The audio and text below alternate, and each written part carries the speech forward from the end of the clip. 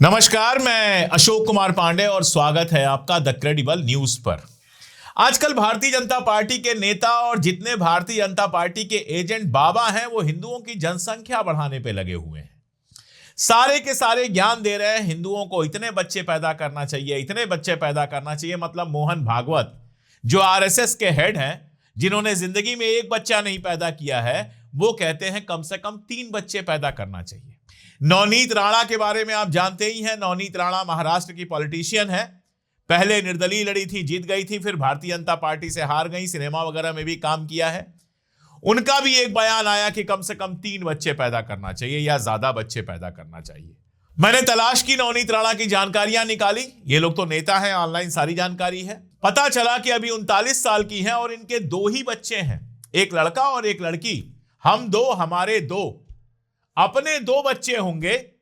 आम जनता से कहा जाएगा 3, 4, 5, 6 पैदा करो। अरे भाई, अभी 39 साल की हैं। और बिल्कुल सही कहा शिवसेना की नेता प्रियंका चतुर्वेदी ने कि 3-4 बच्चों की सलाह आप दूसरों को दे रही हैं। पहले अपने पति से बात कीजिए और अपने घर की जनसंख्या बढ़ाइए। 2 बच्चे हैं, 2-3 बच्चे और पैदा कीजिए अगले कुछ सालों में।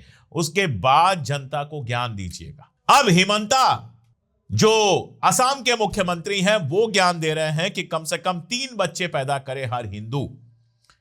असम में चुनाव है तो इस तरह की नौटंकी जारी रहेगी, इस तरह की बातें लगातार होती रहेंगी। हिमंता बिस्वा शर्मा मुख्यमंत्री हैं तो उनकी भी सारी जानकारी पब्लिक है। तलाशिए, मैंने भी तलाशा, मिल गया। इनके भी 2 प्यारे प्यारे बच्चे हैं। हम 2, हमारे 2 वाले हैं ये। लेकिन जनता को सलाह देंगे 3, 4, 5 बच्चे पैदा करो।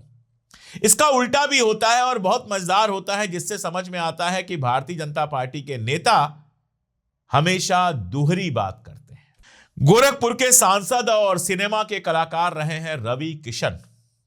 रवि किशन ने 2022 में संसद के अंदर एक प्राइवेट बिल पास किया कि सिर्फ 2 बच्चे होने चाहिए। अब जब लोगों ने जानकारी हासिल करनी शुरू की तो पता चला कि रवि किशन जी के तो 4 बच्चे हैं।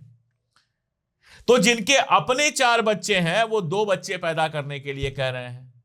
जिनके अपने 2 बच्चे हैं वो 4 बच्चे पैदा करने के लिए कह रहे हैं। क्या कमाल की पार्टी है भाई। जिसने शादी नहीं की वो कह रहा है 4 बच्चे, 3 बच्चे पैदा करो।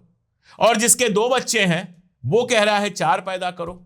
और जिसके 4 बच्चे हैं वो कह रहा है 2 पैदा करो। मतलब कमाल है भाई। वैसे बहुत मजेदार है, इस सरकार के दौरान मेडिकल तबाह कर दिया गया, सरकारी मेडिकल सिस्टम तबाह कर दिया गया। एजुकेशन, सरकारी स्कूल बर्बाद हो गए हैं, तबाह हो गए हैं, लगातार बंद हो रहे हैं। अब बच्चा जब पैदा होता है तो उसको क्या क्या चाहिए होता है? स्कूल जाना होता है, स्कूल की फीस देनी होती है। बीमार पड़ा तो इलाज कराना होता है। जब पैदा होता है तो भी हॉस्पिटलाइज कराना पड़ता है, उसका भी इलाज होता है। इनमें से कुछ सरकार नहीं देती, कुछ भी फ्री नहीं है। लोगों की हालत यह है कि रोजगार नहीं है, नई नौकरियां मिल नहीं रही हैं। प्रधानमंत्री कहते हैं पकौड़ा बेच के रोजगार करो। तो 3 बच्चे, 4 बच्चे जो पैदा हो जाएंगे उनको खिलाएगा कौन? सरकार खिलाएगी?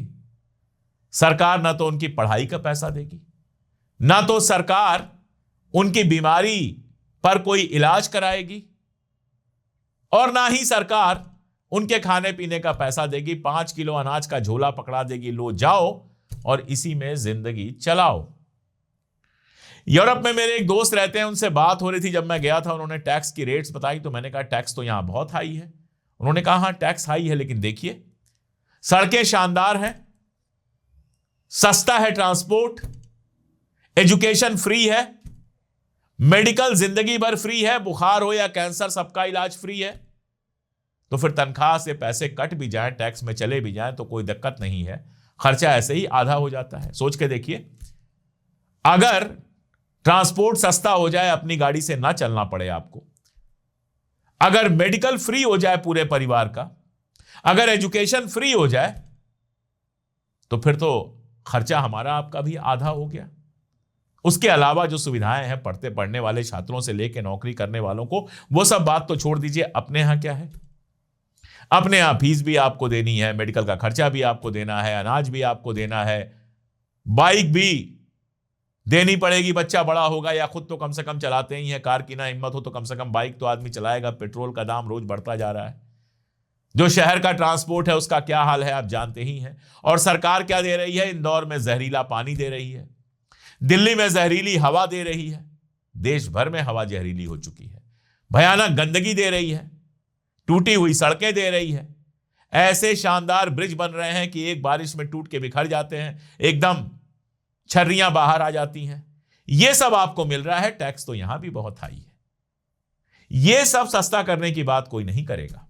कोई यह बात नहीं करेगा कि हम सरकारी एजुकेशन सिस्टम को इतना शानदार बना देंगे कि बेहद कम पैसों में या लगभग मुफ्त में बच्चे प्राइवेट स्कूलों से बेहतर पढ़ाई करेंगे ना, यह कोई नहीं देगा। आप बच्चा पैदा होता है, स्कूल में एडमिशन कराने जाएंगे, 1200-1500 मिनिमम फीस आपको देनी पड़ेगी, उसकी चिंता सरकार को नहीं है। हिमंता बिस्वा शर्मा ये वादा नहीं करेंगे कि हम ऐसे हॉस्पिटल सरकारी बनवा देंगे कि आपको प्राइवेट में जाके इलाज कराने की जरूरत ही नहीं पड़ेगी ना, एकदम नहीं। वो तो जो सरकारी अस्पताल हैं उनका भी प्राइवेटाइजेशन कर देंगे, जो सरकारी स्कूल हैं उनका भी निजीकरण कर देंगे और जमीनें उठा उठा के अडानी, अंबानी और तमाम पूंजीपतियों को बांट देंगे।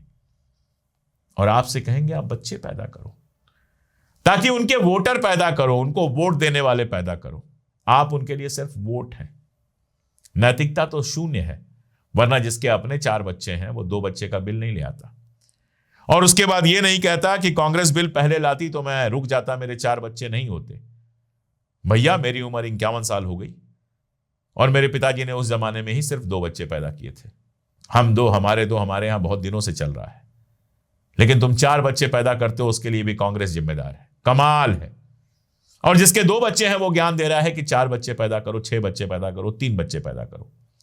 नेताओं को हमारे देश में सलाह देने के लिए कुछ और नहीं बचा है, बच्चे कितना पैदा करो ये सलाह बस देते चले जा रहे हैं। मुसलमानों की संख्या बढ़ रही है, मुसलमानों की संख्या बढ़ रही है। सरकारी डेटा कहता है कि ये सब बेकार की बात है। सरकारी डेटा कहता है कि हिंदुओं और मुसलमानों दोनों में जो जनसंख्या वृद्धि की दर है लगभग बराबर है। अपने अगल बगल जाकर देखिए आप, जो पढ़े लिखे लोग हैं, चाहे हिंदू हो, मुसलमान हो, सिख हो, ईसाई हो, 2 या 1 बच्चे पैदा करते हैं, पढ़ाई उनको अच्छे से कराते हैं, उनके स्वास्थ्य की पूरी चिंता करते हैं, ध्यान रखते हैं और कोशिश करते हैं कि उन्हें अच्छा से अच्छा रोजगार मिल जाए। अब तो जो गरीब लोग हैं उनको भी इतनी चेतना पैदा हो गई है कि वो भी 1 या 2 बच्चे पैदा कर रहे हैं। कल तक यही लोग कहते हैं कि जनसंख्या इतनी है, हम कैसे सिस्टम चलाएं, और आज ये कह रहे हैं जनसंख्या घटाओ नहीं और बढ़ाओ। जनसंख्या कितनी बड़ी समस्या देश के लिए है ये हम सब जानते हैं, कितना प्रेशर है देश के ऊपर जनसंख्या का हम सब जानते हैं। लेकिन इनको देश से कुछ लेना देना नहीं है, इनको विकास से कोई लेना देना नहीं है। इनको सिर्फ और सिर्फ वोट की राजनीति करनी है, हिंदू मुस्लिम नफरत फैलाना है। इसलिए भाषण में ये बताएंगे कितने बच्चे पैदा करो और कितने बच्चे पैदा ना करो। खैर वैसे तो भारत की जनता होशियार है, इनके कहने से कोई बच्चे नहीं पैदा करता। लेकिन आप सोच के देखिए कि हमारी किस्मत में क्या ऐसे ही नेता थे जो देश या समाज या राष्ट्र के विकास की जगह बच्चे पैदा करने की बात करें। यह बताएं कि कितने बच्चे पैदा करो और कितने करप्ट लोग हैं कि अपना परिवार बिल्कुल मस्त सेट करके रखा है। हिमंता बिस्वा और उनकी पत्नी के ऊपर तो बाकायदा ईडी ने केस किया था, केस चल रहा था, जांच चल रही थी। कूद के बीजेपी में चले गए तो जांच रुक गई, लाखों करोड़ों कमा के रख लिए हैं। बच्चों का भविष्य शानदार है, दूसरे को देखेंगे क्या पहनते हैं, भारतीय ड्रेस ये वो, इनके बच्चों की तस्वीरें एकदम शानदार वेस्टर्न ड्रेस में आती हैं। लेकिन आपके बच्चों को, आपके घरों को तबाह करने का जैसे ठेका ले लिया है इन्होंने। त्रिपुरा के एक बच्चे को पीट पीट कर मार डाला गया देहरादून में, लेकिन हिमंता बिस्वा शर्मा के मुंह से बोल नहीं फूटे। वो भी तो नॉर्थ ईस्ट का है। किरण रिजिजू फिर भी बोले, चिंता इस बात की नहीं है कि जिस नफरत की लहर में इन लोगों ने डुबो दिया है देश को, उसमें जो बच्चे हैं उनकी ही सुरक्षा मुश्किल है। चिंता इस बात की है कि और बच्चे पैदा करो, हमारे लिए और वोटर दो। खैर मैं जानता हूं कि भारतीय कितने भी पागल हो गए हैं, इतने तो नहीं हुए हैं कि इस तरह की सलाहें सुने, लेकिन फिर भी आपको लगता है अगर कि इनकी सलाहें काम की हैं और आप सुनने जा रहे हैं तो एक बार जरूर सोचिएगा कि क्या आपकी तनख्वाह, आपका स्टेटस इस लायक है कि 3 बच्चों को अच्छी शिक्षा, अच्छा मेडिकल, अच्छी नौकरी का इंतजाम, कोचिंग का खर्चा, ये सब उठा सकें। सोच लीजिएगा, उसके बाद फैसला लीजिएगा। और ये भी सोचिएगा कि एक बच्चे को पैदा करने में महिला की क्या स्थिति होती है। ये लोग महिलाओं को बच्चा पैदा करने की मशीन बना देना चाहते हैं। एक जमाना था जब महिलाओं को, लड़कियों को पढ़ाकर लिखाकर पैरों पे खड़ा करने की बात होती थी, लेकिन अब ये नारा देते हैं बेटी बढ़ाओ बेटी बचाओ और औरतों को बच्चा पैदा करने की मशीन में तब्दील करने की कोशिश करते हैं। इनकी इन शैतानी मंशाओं पर रोक लगानी होगी। कम से कम पर्सनल लेवल पे सोचिएगा कि इस तरह की घटिया बातों का जवाब देना क्यों जरूरी है। आज के लिए इतना ही, बहुत शुक्रिया।